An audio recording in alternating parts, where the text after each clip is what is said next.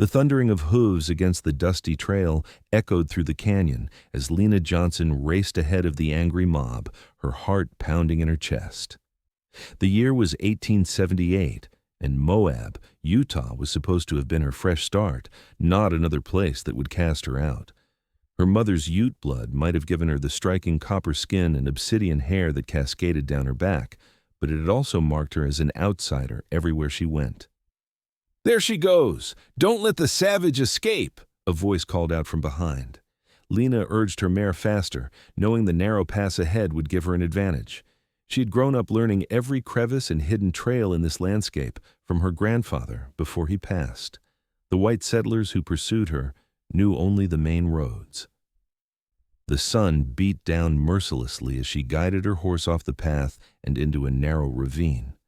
The voices behind her grew distant, but she didn't slow down until she reached the small creek that cut through the red rock. Only then did she allow herself to breathe, sliding from her saddle and patting her mare's sweaty neck. "Good girl, Willow," she whispered, leading the exhausted horse to water. Lena cupped her hands and drank deeply, trying to calm her racing thoughts.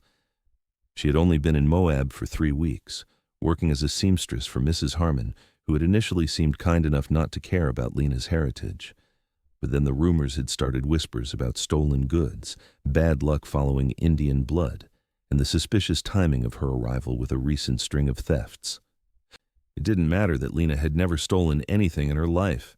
It didn't matter that she had references from her previous employer in Colorado.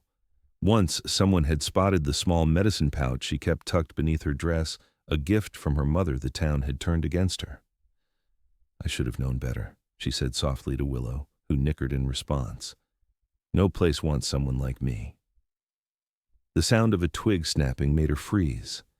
Instinctively, she reached for the small knife she kept in her boot, turning toward the noise. A man emerged from between the red rocks, leading a chestnut stallion. He was tall, his skin bronzed by the sun, with a strong jaw shadowed by stubble.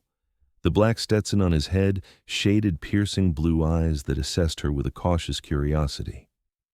A worn leather vest hung open over a simple cotton shirt, and the gun at his hip suggested he knew how to use it. "Easy there," he said, raising one hand while keeping the other on his horse's reins. "I'm not with them." Lena didn't lower her knife. "How do I know that?" The stranger's mouth quirked up at one corner. "If I was, would I be alone? Those men make enough noise to scare off every deer in the territory." He had a point. Still, Lena kept her distance.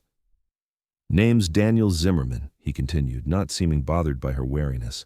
"I've got a ranch about 15 miles north of here. Saw the commotion in town and figured someone might need help." "Why would you help me?" Lena asked, suspicion lacing her words. "You don't know me." Daniel shrugged one broad shoulder. "I know enough to see when a town's got its facts wrong. Mrs. Harmon's silver was found in her son's saddlebag this morning. He'd been gambling it away in secret. Sheriff Peters is probably telling the mob that right now, but some folks just want an excuse." Lena slowly lowered her knife, though she didn't put it away. "They were never going to believe it wasn't me." "Because of your heritage?" Daniel asked directly. Lena nodded, the familiar ache of rejection tightening her chest. "My mother was half Cherokee," Daniel said quietly. "I know something about people's prejudices." For the first time, Lena noticed the high cheekbones and the slight almond shape to his eyes that hinted at native blood, though his coloring was predominantly white. "You hide it well," she observed. "I shouldn't have to," he replied, a flash of something fierce crossing his face. "And neither should you," the distant sound of voices carried on the wind, making Lena tense again. "They're heading back to town, but they might still be looking for you," Daniel said. "My ranch has a small cabin for the hands. You're welcome to stay there until things cool down." Lena hesitated. Trust didn't come easily to her, not after years of betrayal and rejection. But something in Daniel's steady gaze made her want to believe him. "Why would you risk harboring someone the town wants gone?" she asked. Daniel's expression softened slightly. "Because I've been on the receiving end of that kind of ignorance. And because your heritage isn't something to be ashamed of, it's your strength." It's what helped you know exactly where to hide when those fools were stumbling around." Those words, "Your heritage is your strength," resonated in a place deep inside Lena that had been wounded by years of shame and hiding. "I'm Lena," she finally offered. "Lena Johnson." Daniel nodded, a small smile forming. "Well, Miss Johnson, what do you say? My offer stands." Lena took a deep breath, weighing her options. She had nowhere else to go, and the man before her was the first person in a long time to see her heritage as something other than a stain. "Lead the way, Mr. Zimmerman," she said, mounting Willow once more. "But know that I sleep with this knife." Daniel laughed, a warm sound that echoed off the canyon walls. "I'd expect nothing less." As they rode side by side through the narrow passages of red rock, Lena couldn't help but wonder if she was making a terrible mistake or taking the first step toward something entirely unexpected. The Zimmerman ranch came into view as they crested a gentle hill, the setting sun casting long shadows across the valley. A modest two-story house stood proudly against the backdrop of distant mountains, with several outbuildings and corrals spread across the property.